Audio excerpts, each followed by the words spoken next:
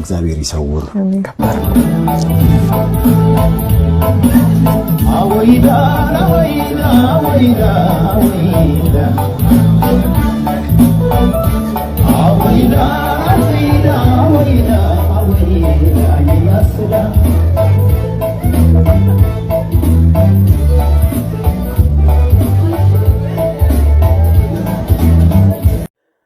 ወላሂ ብሬክስ ሀበሻዊ በጣም አሳዘነኝ።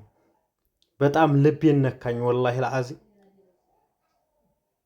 አሰላሙ አለይኩም ወራህመቱላሂ ወበረካቱ። ውድና የተከበራችሁ በመላው ዓለም የምትገኙ ተከታታዮቼ ሰላማችሁ በያላችሁበት ይብዛ፣ አላህ ይጠብቃችሁ። ወላሂ ዛሬ በጣም ለየት ያለ ስሜት ነው የተሰማኝ። ብሬክስ ሀበሻዊ እስካሁን ድረስ በቲክቶክ የሚሆን በሌላ ቦታ በጽሁፍ እንጂ በራሱ ድምጽ መጥቶ አላየነውም ነበረ። ነገር ግን ወላሂ العظيم የዛሬው በጣም ያሳዝናል። ሶሻል ሚዲያ ላይ ወጥቼ ላለማለቀስም ሆነ ብሶቴን ላለማሳየትም ሆነ ለቅሶዬንም ሆነ እየተቋቋምኩ ነበር በውስጥ ያለሁት። ነገር ግን በማንኛውም ሶሻል ሚዲያ ላይ የቴዲዋን ፎቶ ሳይ እኔ መቻል አቃተኝ አልቻልኩም በሚል እንግዲህ በቲክቶክ ገጹ እያለቀሰ በጣም የሚያሳዝን ቪዲዮ ነው እንደምትመለከቱት። በጣም ወላሂ العظيم ልብ ይነካል። ማለት በማይታወቁ ሰዎች እስካሁን ድረስ በምንም ነገር ተገሎ ሲገኝ በጣም ነው ልብ የሚሰብረው ወላሂ። ከዛ በመቀጠል ደግሞ ሶሻል ሚዲያ ላይ ከሌላ የገደለው በሴት ነው ምናምን እየተባለ ሲሰማ እንደው ወላሂ የችግር ሆኖ ነው እንጂ ማለት ነው።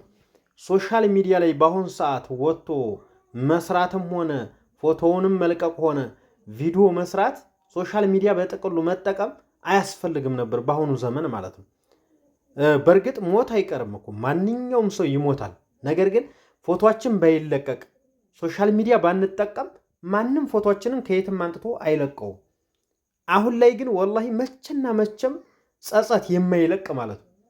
ብሶታችሁ በወዲያችሁ ይዛችሁት እያለ ማለት ነው በፈለጋችሁበት ሶሻል ሚዲያ ላይ ስትገቡ በቃ ያን ሰው ተለቆ ስታዩት እናት፣ አባት፣ እህት፣ ወንድም፣ ሚስት መቼም ይሁን መቼም ሶሻል ሚዲያ በገቡ ሰዓት ይሄን ፎቶ ያገኙታል።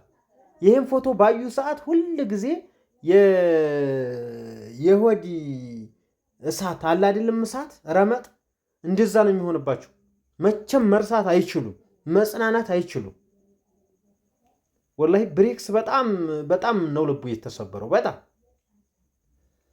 ሚስቱ ትላንትና እንዳያችሁት ሆስፒታል ገባች ታማ። እሱ ደግሞ ዛሬ እንደምትመለከቱት በጣም ብስቁልቁል ብሎ ያን ፍልቅልቅ የሚጫወት ብሬክስ ሀበሻዊ አይመስልም። በጣም ከሰውነት ጎዳና ወጥቶ እንደዚህ እየተሰቃየ ማየት በጣም ትንሽ ያማል ወላሂ العظيم። እንደው በውጭ ሀገር የምትኖሩ እህት ወንድሞቼ ሰላማችሁ ብዝዝት ይበል፣ አላህ ይጠብቃችሁ፣ ከእንደዚህ አይነት መጥፎ መርዶ ይሰውራችሁ። ከቤተሰብ መርዶ በውጭ ሀገር ሆናችሁ እናንተም እሱ መከራ ደርሶባችሁ ለእናት ለአባቶቻችሁ መርዶ በጣም ለሰው ልጅ ይህንን እንኳን አይደለም ለወዳጅ ለዘመድ ቀርቶ ለጥላት ራሱ አይመኝም እንደዚህ አይነት ነገር ማለት ነው። እና በጣም ነው ልቤ የታመመው። በጣም አሳዝኖኛል ወላሂ በጣም ነው ያሳዘነኝ።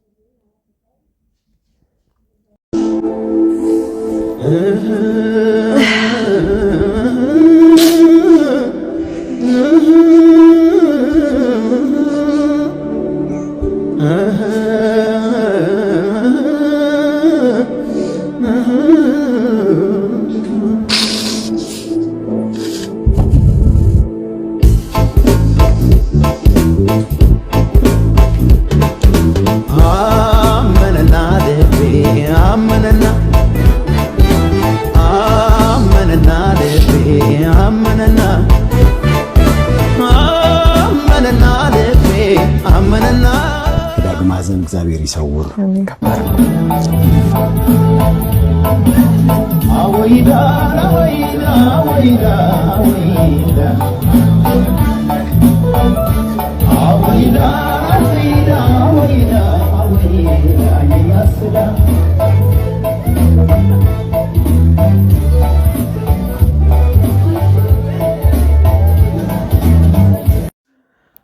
ያው እንግዲህ እስካሁን ድረስ የቴዲ አስክሬን በፖሊስ ቁጥጥር ስር ውሎ ምርመራ ላይ ይገኛል። እስካሁን ድረስ ምንም ተመርምሮ የተገኘ አዲስ ነገር የለም።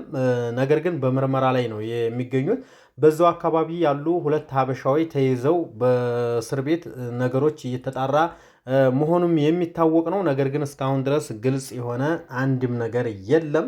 ማን የገደለው የት ሀገር ዜጋ ይሁን የውጭ ሀገር ዜጋ ይሁን ሀበሻ ይሁን ምንም የሚታወቅ ነገር የለም። ነገር ግን ሁለት ሀበሾች የተያዙ ተጠርጣሪ ተብለው የሀገሩ ሰውና የቅርብ ሰው እንደገደለው ነው እንግዲህ የተናገሩት። ነገር ግን እሱም ይፋ አልወጣም ነው የተባለው። ነገር ግን ሶሻል ሚዲያ ላይ ዝም ብሎ የተዛዛ ነገር እየተወራ ነው ያለው። አንድ ቀን ሁሉም ነገር ተፈትሾ ሲወጣ የዛን ሰዓት ግልጽ ይሆናል ማለት ነው። ሁሉም ነገር የዛን ሰዓት ነው የሚለየው ማለት ነው። ውድ ተመልካቾቼ እንግዲህ ለዛሬ ያስኩላችሁ መረጃ ይሄን ይመስላል። ያው እንግዲህ ዛሬ ቪዲዮ የሰራሁት ድጋሜ ቪዲዮ ላልሰራ ብዬ ነበረ። ነገር ግን ብሬክስ እንደዚህ የሆነ ሳየው ልቤ ተነካና እስኪ እንደው ብዙ ሰዎች ስላሉ ቀልባችን የደረቀ ሰዎች ስላሉ እንደዚህ አይነት መከራ ቢደርስብን እንቋቋማለን አንቋቋምም የሚለውን ለማወቅ ያክል ነው ዛሬ እንግዲህ ይህንን ቪዲዮ ያመጣሁላችሁ። ብሬክስ መጽናናትን እንመኛለን፣ ሙሉ መላው ቤተሰቦቹን መጽናናትን እንመኛለን ማለት ነው። እንዲሁም ለዜድ ለሚስቱ ጥናቱን ይስጣት ነው የምለው። በጣም ነው ያሳዘነችኝ ወላሂ ለአዚም፣ እንደሷ ያሳዘነኝ ሰው የለም። ምክንያቱም ሶሻል ሚዲያ ላይ የሚያውቀው ሁሉ በሙሉ እያለቀሰ እሷ እንዴት ምን አይነት ሁኔታ እንዳለች እሷን ለማየት በጣም ነው የጓጓሁት እኔ ማለት ነው። እና ያው በአካባቢው ያላችሁ ሰዎች እየሄዳችሁ አጽናናቱ ነው የምንለው። ያው መቼም ሰው በችግሩ ጊዜ ከጎኑ ሲሆንለት በጣም ይወዳል። የታመመ ሰውና በጣም ችግረኛ የሆነ ሰው ከጎኑ ሲሆንለት ይወዳል እና ከጎናቸው ልንሆን ይገባል።